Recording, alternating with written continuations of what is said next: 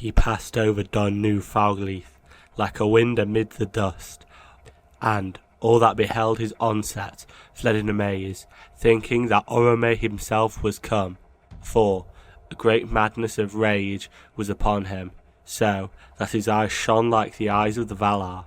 Thus he came alone to Angband's gates, and he sounded his horn,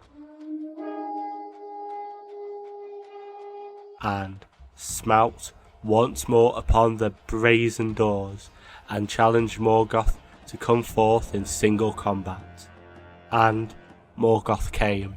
That was the last time in those wars that he passed the doors of his stronghold, and it is said that he took not the challenge willingly, for though his might was great, of all things in this world, alone of the Valar he knew fear, but he could not now deny the challenge before the faces of his captains, for the rocks rang with shrill music of Fingolfin's horn, and his voice, keen and clear, down into the depths of Angband, and Fingolfin named Morgoth craven and lord of slaves. Therefore Morgoth came, climbing slowly from his subterranean throne, and the rumour of his feet was like thunder underground, and he issued forth, clad in black armour, and he stood before the king like a tower iron crowned, and his vast shield, sable emblazoned,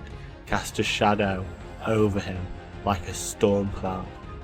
But Fingolfin gleamed beneath it as a star, for his mail was overlaid with silver, and his blue shield set with crystals, and he drew his sword, Ringil, that glinted like ice.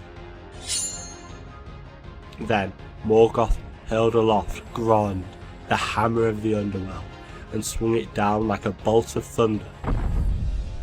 Fingolfin sprang aside, and Grond rent a mighty pit in the earth, whence smoke and fire darted. Many times Morgoth essayed to smite him, and each time Fingolfin leaped away, as a lightning shoots from under a dark cloud, and he wounded Morgoth with 7 wounds, and 7 times Morgoth gave a cry of anguish. Weren't the host of Angband fell upon the faces in dismay, and the cries echoed in the north lands. But at the last the king grew weary, and Morgoth bore down his shield upon him, thrice as he was crushed to his knees, and thrice arose again, and bore up his broken shield and stricken helm. But the earth was all rent and pitted about him, and he stumbled and fell backward before the feet of Morgoth. And Morgoth set his foot upon his neck, and the weight of it was like a fallen hill.